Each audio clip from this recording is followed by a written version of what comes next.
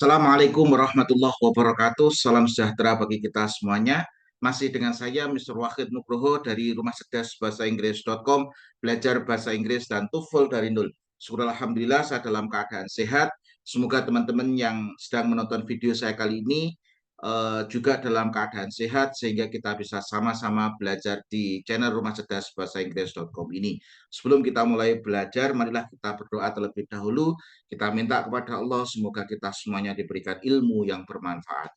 Berdoa dipersilahkan. Bismillahirrahmanirrahim. Allahumma sholli ala sayyidina Muhammad wa ala ali sayyidina Muhammad. Allahumma razukna fahman nabiyyin wa hifdal mursalin wa ilhamal malaikatil muqarrabin. Rabbi zidna ilman nafi'a warzuqna fahma waj'alna min ibadika salihin. Amin ya rabbal alamin. Sebelum Anda melanjutkan menonton video kali ini, Anda bisa download soalnya terlebih dahulu di link deskripsi di video kali ini.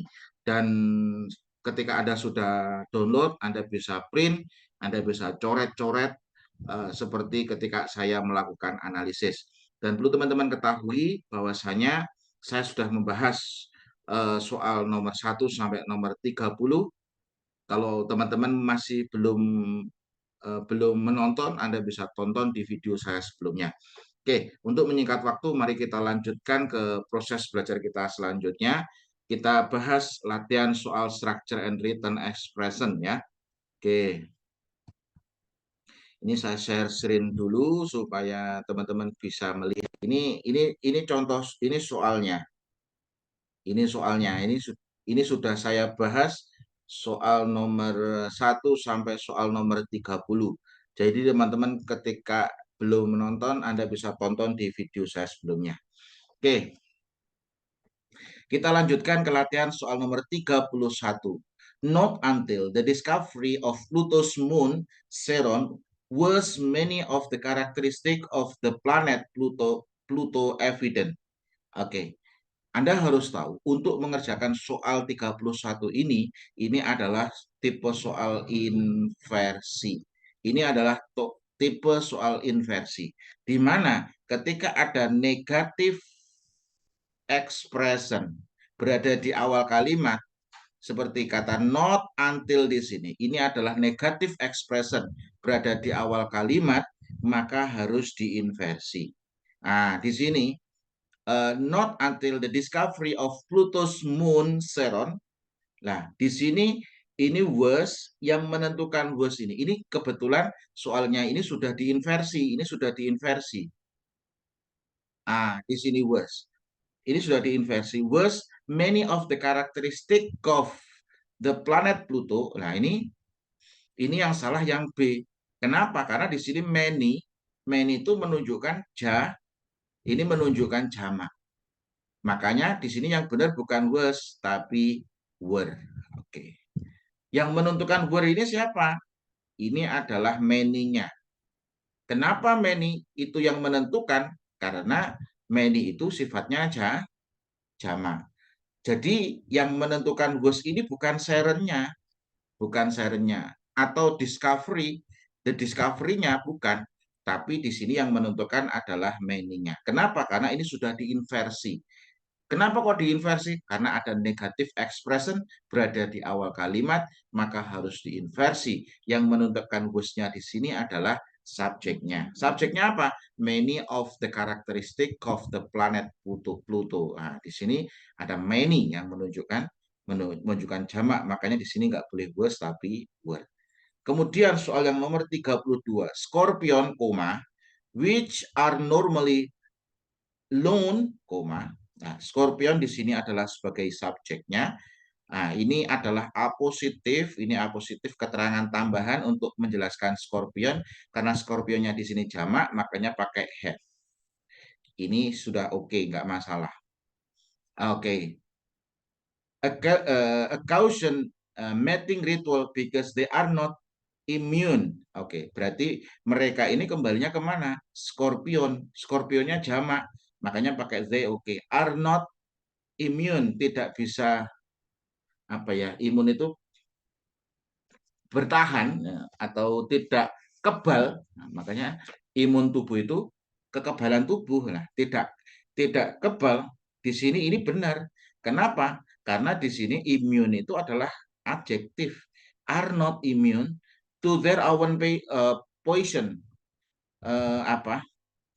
Jadi ternyata Scorpion itu juga tidak kebal terhadap racun mereka sendiri. Nah, racun mereka sendiri. Nah, mereka ini kembalinya kemana? Ke Scorpion. Makanya di sini juga benar. Nah, yang salah yang mana, Sir? Ini yang salah yang B. Ini yang benar bukan alone tapi alone. Ini yang benar bukan lone tapi alone. Oke. Kemudian kita lanjutkan ke soal Oke, kita lanjutkan ke soal nomor 33 ya. Oke, the diameter of the sun ini the diameter of the sun is more than 100 times greater than the earth. Nah, di sini yang salah yang mana? Di sini Anda harus tahu ini adalah tipe comparative degree. Oke, ini adalah tipe comparative degree. Oke, yang dibandingkan apa? The diameter of the sun. Nah, ini is more than adalah lebih dari 100 times, 100 kali lebih. 100 kali lebih hebat daripada. Nah, ini bukan yang dibandingkan bukan hanya antara the sun sama the earth. Yang dibandingkan di sini apa? The diameter of the sun. Nah, berarti di sini ini yang salah yang mana? Yang D. Ini harusnya apa? Then ini kalau lengkap berarti then the diameter of the earth. Nah, ini harusnya kalau ditulis lengkap adalah then the diameter of the earth. Karena yang dibandingkan di sini bukan matahari dengan bumi, tapi yang dibandingkan adalah diameternya matahari itu lebih dari 100 kali lebih hebat lebih gede daripada diameternya the earth. Ini jadi di sini kurang lengkap kalimatnya.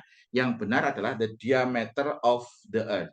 Kalau Anda melihat kunci jawabannya di situ dia menuliskan apa? Z of the Z. Nah, di sini Z of the. Nah, Z of the Z-nya ini kan kalau dikunci jawaban itu saya lihat ini kebetulan saya itu masih apa ya? Awalnya masih bingung itu, masih bingung kenapa yang disalahkan kok yang D. Kok yang D ini karena ternyata di sini Z then the earth. Nah, ini berarti kurang lengkap. Z ini maksudnya adalah kembali ke diameter. Z ini kalau dikunci jawabannya then Z of the earth. Nah, ini Z ini kembalinya ke diameter. Kalau ditulis lengkap Z ini apa? Ini adalah the diameter of. Ini the diameter of the earth. Karena yang dibandingkan antara the diameter of the sun is more than 100 times greater than the diameter of the earth. Semoga memahamkan Anda. Karena saya akan terus mencoba untuk menyederhanakan ilmu. Karena apa? Seorang guru yang hebat itu bukan seorang guru yang bisa membuat muridnya menjadi bingung. Seorang guru yang hebat itu adalah seorang guru yang bisa menyederhanakan segala sesuatu yang rumit menjadi mudah.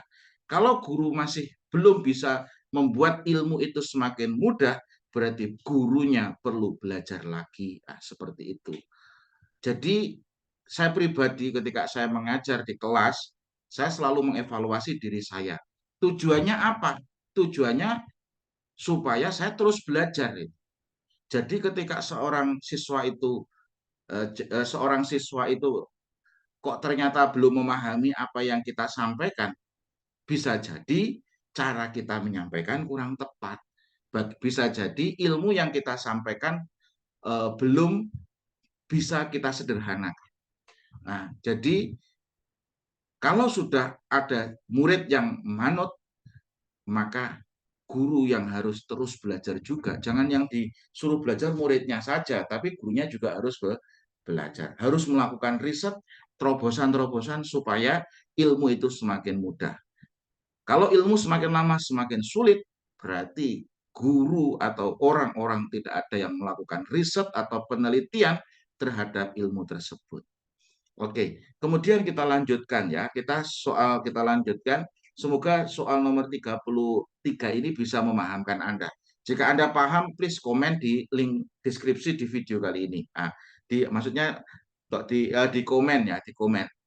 Kenapa? Karena komentar positif Anda adalah bahan bakar saya untuk terus semangat untuk membuat konten. Oke, jadi seorang guru harus terus belajar. Saya selalu menanyakan, apakah saya sudah mengajar dengan baik kepada murid-murid saya. Kebetulan sekarang ada anak orang S3 yang sedang belajar dengan saya, persiapan untuk ngambil untuk prasyarat S3 di luar negeri, targetnya 550. Ketika saya mengajar, saya selalu bertanya, menurut Anda sudah tepat belum saya mengajar?